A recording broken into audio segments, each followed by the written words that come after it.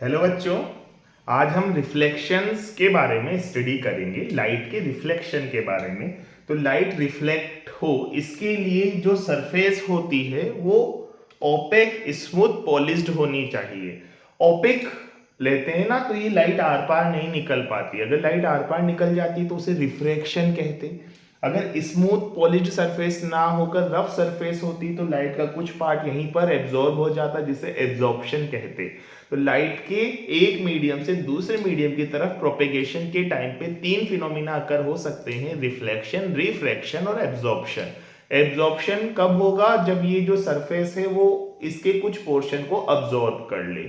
Refraction कब होगा? जब एक मीडियम से दूसरे मीडियम में लाइट ट्रेवल कर जाए, ऐसा होने पर डायरेक्शन में थोड़ा सा चेंज आएगा। और अगर उसी मीडियम में, जिस मीडियम से वो लाइट आ रही थी, उसी में वापस चली जाए तो उसे कहेंगे रिफ्लेक्शन। तो हम रिफ्लेक्शन के बारे में फिलहाल इस वीडियो में देख रहे हैं। तो रिफ्लेक्शन की डेफिनेशन क्या होती है, पहले आप ये समझ लीजिए। Bouncing back of light in same medium after striking the reflecting surface. और रिफ्लेक्टिंग सरफेस कैसी होनी चाहिए? Opaque smooth polished. तो किसी ओपेक स्मूथ पॉलिश्ड सरफेस से रिफ्लेक्ट होकर लाइट का अपने मीडियम में, ओरिजिनल मीडियम में लौट आना रिफ्लेक्शन कहा जाएगा, है ना। ओपेक है इसलिए आर पार नहीं जा पा रही, तो रिफ्रैक्शन नहीं हो रहा। स्मूथ और पॉलिश्ड है इसलिए एब्जॉर्प्शन कम हो रहा है। तो यहां पर हम प्योर रिफ्लेक्शन कंसीडर कर रहे हैं और उसके हिसाब से क्या क्या रूल्स होते हैं, क्या क्या टर्मिनोलॉजी इसमें यूज की जाती है वो समझते हैं। तो पहली टर्मिनोलॉजी यूज की जा रही है रिफ्लेक्टिंग सरफेस। रिफ्लेक्टिंग सरफेस किसे कहेंगे? वो सरफेस जिस पर लाइट रे स्ट्राइक करके वापस अपने मीडियम में लौट रही है, तो उस सरफेस को हम रिफ्लेक्टिंग सरफेस कहेंगे। दूसरा डेफिनेशन है यहाँ पे पी या पॉइंट ऑफ इंसिडेंस का। तो रिफ्लेक्टिंग सरफेस का वो वाला पॉइंट जहां पर लाइट स्ट्राइक कर रही है, लाइट रे जहां पर आकर स्ट्राइक कर रही है और बाउंस बैक हो रही है, उस वाले पॉइंट को हम कहेंगे पॉइंट ऑफ इंसिडेंस। तीसरी डेफिनेशन है नॉर्मल की। तो नॉर्मल किसे कहेंगे? रिफ्लेक्टिंग सरफेस के परपेंडिकुलर वो वाली लाइन जो पॉइंट ऑफ इंसिडेंस से होकर जाए, है ना। रिफ्लेक्टिंग सरफेस के परपेंडिकुलर लाइन जो पॉइंट ऑफ इंसिडेंस से होकर जाए उसे हम कहेंगे नॉर्मल। ठीक है, ये तो तीन टर्मिनोलॉजी हो गई हमारी: reflecting surface, point of incidence और नॉर्मल।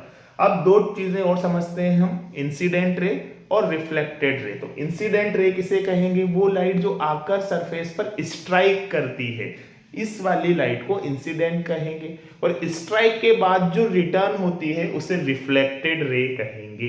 तो रिफ्लेक्शन के बाद जो रे जाती है उसका नाम होगा रिफ्लेक्टेड रे, और जो आकर स्ट्राइक कर रही है रिफ्लेक्टिंग सरफेस के पॉइंट ऑफ इंसिडेंस पे, उसे हम इंसिडेंट रे कहेंगे।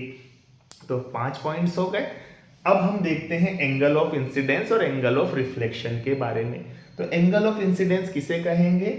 Angle between incident ray and normal.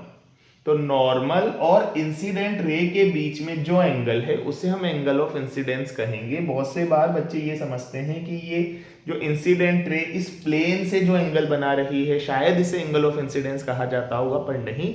Angle of incidence हमेशा नॉर्मल से मेजर किया जाता है। तो जो पॉइंट ऑफ इंसिडेंस है उससे रिफ्लेक्टिंग सरफेस के परपेंडिकुलर एक लाइन बनानी है, उसे नॉर्मल कहा जाएगा। जो हमारी इंसिडेंट रे है और नॉर्मल के बीच का एंगल है उसे हम एंगल ऑफ इंसिडेंस कहेंगे, एंगल आई। फिर आता है एंगल ऑफ रिफ्लेक्शन, किसे कहेंगे? रिफ्लेक्टेड रे और नॉर्मल के बीच का जो एंगल है उसे रिफ्लेक्शन एंगल या एंगल ऑफ रिफ्लेक्शन कहेंगे। आर से दिखाते हैं हम इसे। ठीक है, तो ये 7 डेफिनेशंस हो गई अभी तक: पॉइंट ऑफ इंसिडेंस की, रिफ्लेक्टिंग सरफेस की, नॉर्मल की, इंसिडेंट रे की, रिफ्लेक्टेड रे की, एंगल ऑफ इंसिडेंस की और एंगल ऑफ रिफ्लेक्शन की। 2 और इंपॉर्टेंट डेफिनेशन है, प्लेन ऑफ रिफ्लेक्शन और प्लेन ऑफ इंसिडेंस। तो प्लेन ऑफ इंसिडेंस किसे कहेंगे? इंसिडेंस रे और नॉर्मल को कंटेन करने वाला प्लेन। तो वो प्लेन जो जिसपे इंसिडेंस रे भी लाई कर रही है और नॉर्मल भी लाई कर रही है, जैसे हमारा जो बोर्ड है ना, उस वाइट बोर्ड पर ही दोनों लाई कर रही है, तो इसे अपन कहेंगे प्लेन ऑफ इंसिडेंस। और प्लेन ऑफ रिफ्लेक्शन किसे कहेंगे? जिसमें नॉर्मल और रिफ्लेक्टेड रे लाई कर रही है ना। तो ये हो गया एंगल ऑफ रिफ्लेक्शन, ये हो गया एंगल ऑफ इंसिडेंस। फिलहाल दोनों ही हमारा व्हाइट बोर्ड ही है।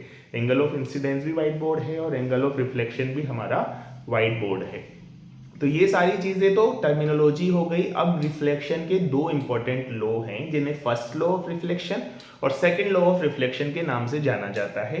तो फर्स्ट लॉ क्या है? फर्स्ट लॉ बहुत आसान सा है, बहुत आसान शब्दों में कहा जा सकता है कि according to the first law of reflection, incident ray, reflected ray and normal all three lies in same plane.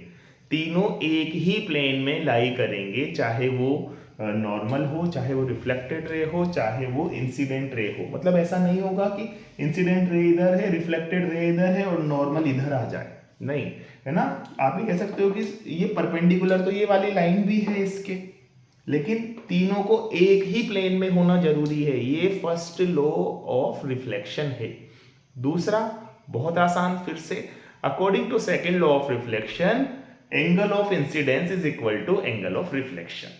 जो इंसिडेंस एंगल है वो रिफ्लेक्शन एंगल के इक्वल होता है ना। इसको एक स्पेशल केस है, अगर कोई लाइट रे बिल्कुल नॉर्मली ही इंसिडेंस हो जाए, यहीं से आ जाए, तो वो अपने पाथ को रीट्रेस कर जाती है। क्यों? क्योंकि जब यहीं से आ जाएगी तो इससे बनने वाला एंगल 0 डिग्री होगा, तो एंगल ऑफ इंसिडेंस 0, तो एंगल ऑफ रिफ्लेक्शन भी 0 हो गया। तो एंगल ऑफ रिफ्लेक्शन भी 0 है, यानी कि जहां से आई थी वहीं पे वापस चली जाएगी। तो कभी भी अगर हमें लाइट के पाथ को रीट्रेस करना है तो हमें अल्टीमेटली एक ऐसी रिफ्लेक्टिंग सरफेस रख देनी है जो लाइट रे के बिल्कुल परपेंडिकुलर हो। तो उस वाले पॉइंट से लाइट अपने पाथ को रीट्रेस करेगी, जिस पाथ से आई थी उसी पाथ पर लाइट पूरी तरह से लौट जाएगी। ठीक है, तो ये हो गया रिफ्लेक्शन के बारे में कुछ basic knowledge. Okay, thank you.